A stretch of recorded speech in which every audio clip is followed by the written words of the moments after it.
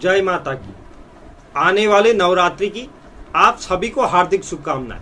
नवरात्रियों में हम माता के 9 स्वरूपों की पूजा करते हैं, लेकिन इस पूजा को करने का हर एक जगह पर अलग अलग विधान है।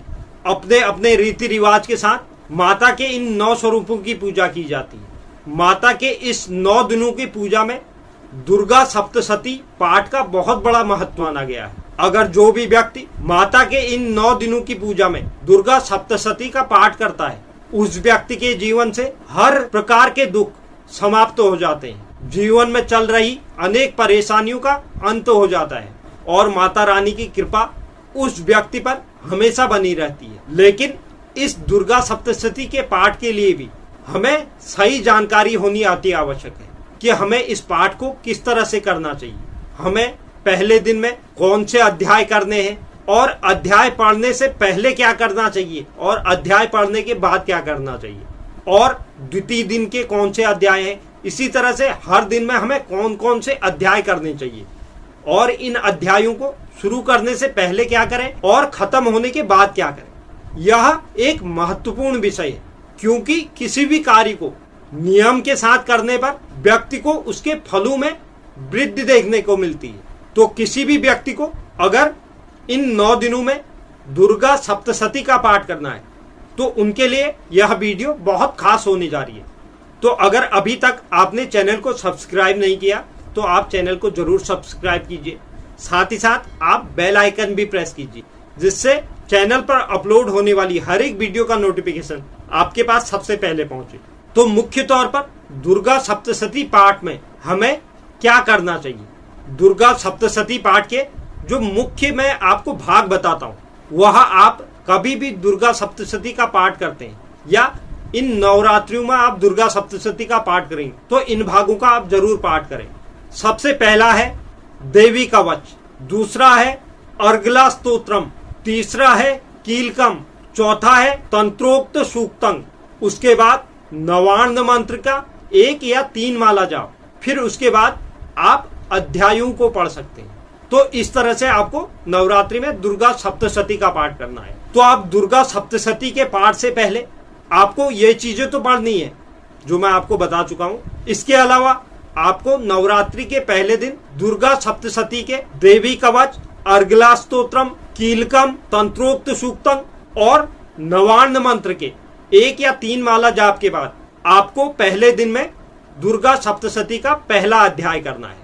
दुर्गा सप्तशती का पहला अध्याय शुरू करने से पूर्व आपको इन 3 मंत्रों का जाप करना है। यह 3 मंत्र आप हर रोज किसी भी पाठ को शुरू करने से पहले आप इन 3 मंत्रों का जाप करेंगे और वह अध्याय समाप्त होने के बाद आप उन 3 मंत्रों का दोबारा से पुनः जाप करेंगे। तो यह 3 मंत्र आप नोट कर लें।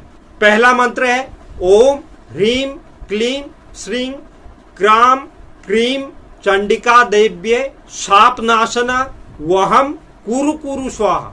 यह पहला मंत्र है। इस मंत्र का आपको दुर्गा सप्तशती के किसी भी अध्याय को पढ़ने से पहले 7 बार जाप करना है।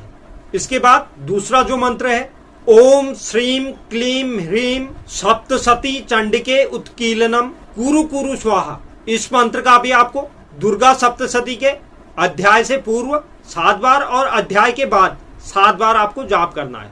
इसी तरह तीसरे मंत्र का भी ओम ह्रीम ह्रीम बमम बमम एम एम।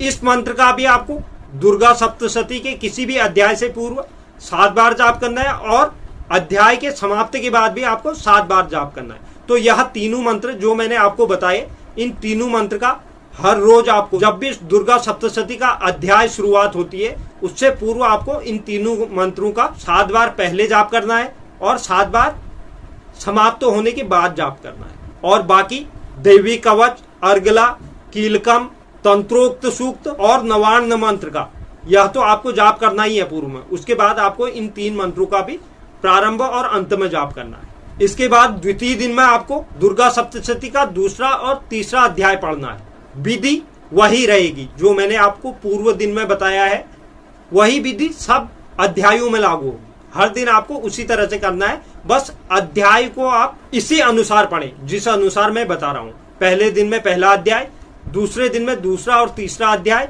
तीसरे दिन में चौथा अध्याय चौथे दिन में, पांचवा, छठा, सातवां, आठवां अध्याय। चौथे दिन में आपको 4 अध्याय पढ़ने हैं। पांचवें दिन में आपको 9वां और 10वां अध्याय, यह 2 अध्याय आपको पांचवें दिन पढ़ने हैं। छठे दिन में 11वां अध्याय पढ़ना है। छठे दिन में आप 11वां अध्याय पढ़ेंगे।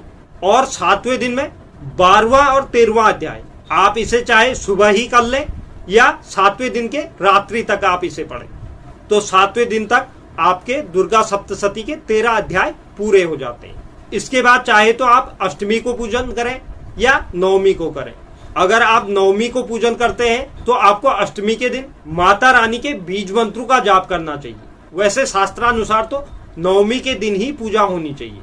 इसके साथ साथ आप अगर किसी भी अध्याय को पढ़ रहे हैं तो इन 3 मंत्रों के जाप के साथ साथ आप पुनः में तो जो नवान्न मंत्र है उसका 1 माला या 3 माला जाप करेंगे।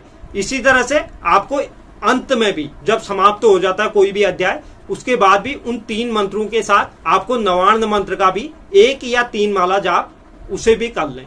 इसके अलावा अगर आपके पास समय है तो माता का प्रधानिक रहस्य आप पढ़ सकते हैं। इसके अलावा वैकृतिकम रहस्य, इसे भी आप पढ़ सकते हैं। और जो तीसरा है वह है मूर्ति रहस्य, इसे भी आप पढ़ सकते हैं। अगर आपके पास समय है तो आप इन तीनों को भी पढ़ सकते हैं।